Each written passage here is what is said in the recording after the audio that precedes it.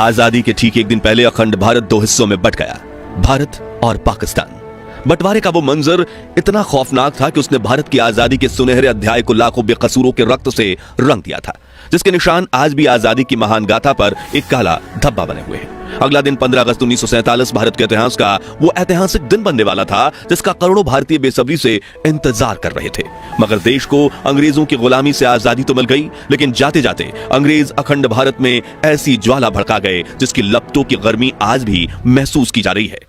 जहां एक तरफ लाखों भारतीय आजादी का जश्न मनाने दिल्ली पहुंचे थे, जहां प्रिंसेस पार्क में पंडित जवाहरलाल नेहरू ने पहली बार आजाद भारत का तिरंगा फहराया, वहीं करोड़ों लोग बंटवारे के दर्द से करा रहे थे। साथियों, आज के इस वीडियो में हम आपको भारत के इतिहास में 77 साल पीछे ले जाएंगे और आजाद भारत की कुछ ऐसी तस्वीरें दिखाएंगे जिन्हें देख आपके रोंगटे खड़े हो जाएंगे। लेकिन उससे पहले हमारी एक छोटी सी गुजारिश है कि हर भारतीय और पाकिस्तानी जनता इस वीडियो को पूरा जरूर देखे।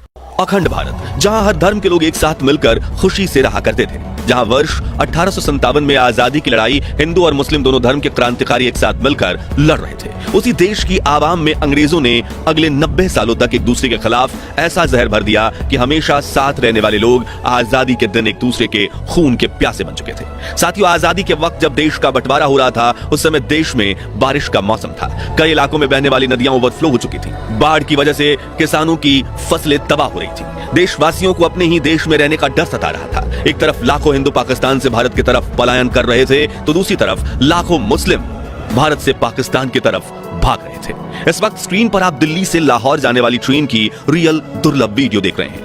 लोग ट्रेनों की छतों पर बैठकर सफर करने में मजबूर थे और जिन्हें ट्रेन नहीं मिल रही थी उनमें से कुछ लोग ट्रकों में बैठकर पलायन कर रहे थे, कुछ लोग बैलगाड़ियों का सहारा ले रहे थे, तो कुछ परिवार एक छोटी सी साइकिल पर अपना बचा कुचा सामान लादकर देश से दूसरे देश की तरफ दौड़े जा रहे थे।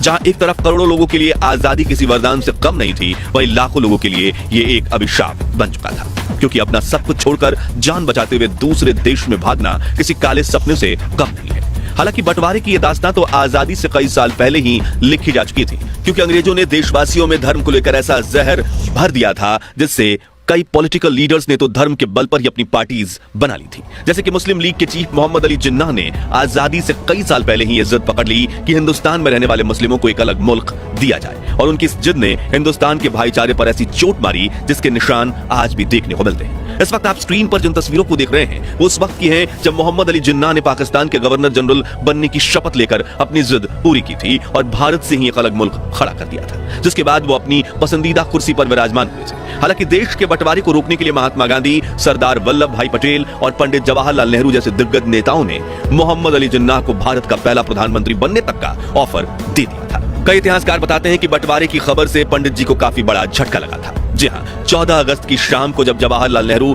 इंदिरा गांधी और पद्मा नायडू के साथ अपने घर पर बैठे थे और आजादी के भाषण को तैयार किया जा रहा था, तभी अचानक से उनकी फोन की घंटी बजी और फोन उठते ही नेहरू ने जो खबर सुना उसके बाद उनका चेहरा लाल पड़ गया, आंखों में आंसू आ गए और शरीर में सिहरन पैदा होने लगी, क्योंकि लाहौर के नए प्रशासन ने हिंदू और सिखों के इलाकों की पानी की सप्लाई काट दी थी, जिससे लोग प्यास से तड़प रहे थे और जो पानी के लिए अपने घरों से बाहर निकल रहे थे उसे उसी वक्त मार दिया जाता था।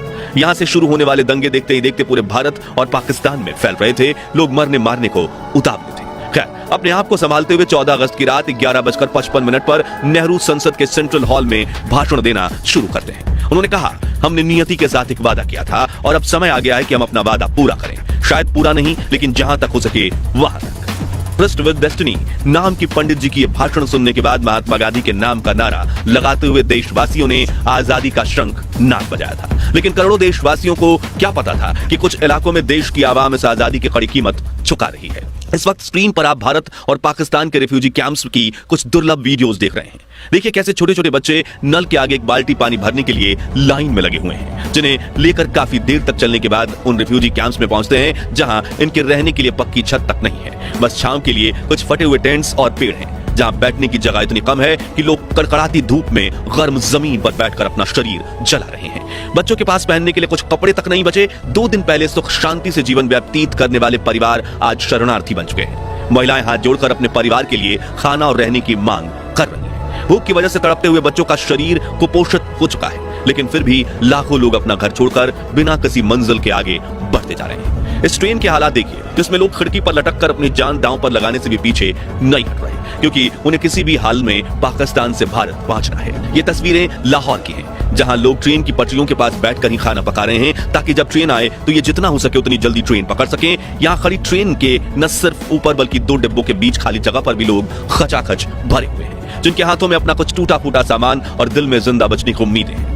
अगली दुर्लभ वीडियो दिल्ली के कुतुब मीनार की है, जो 1947 में आजादी के वक्त कुछ ऐसा दिखता था। वहीं इसके आसपास के इलाके बिल्कुल बंजर थे, जहां राजाओं के कुछ पुराने टूटे फूटे महल के खंडहर वीडियो में आप देख रहे हैं। वीडियो में दिख रहे लोग आजादी का जश्न मनाने कुतुब मीनार पहुंचे हैं। आजादी के वक्त दिल्ली में जश्न का माहौल था। ये फुटेज लाल किले की है, जहां पर 16 अगस्त 1947 के दिन लाखों लोग प्रधानमंत्री जवाहरलाल नेहरू को देश का तिरंगा फहराते हुए देखने पहुंचे थे। हालांकि 250 सालों तक गुलामी की जंजीरों में बांधकर रखने के बावजूद 1947 में जब अंग्रेजों ने भारत को आजादी दी थी, तब उन्हें खुद पर इतना गर्व था कि वह सर ऊंचा करके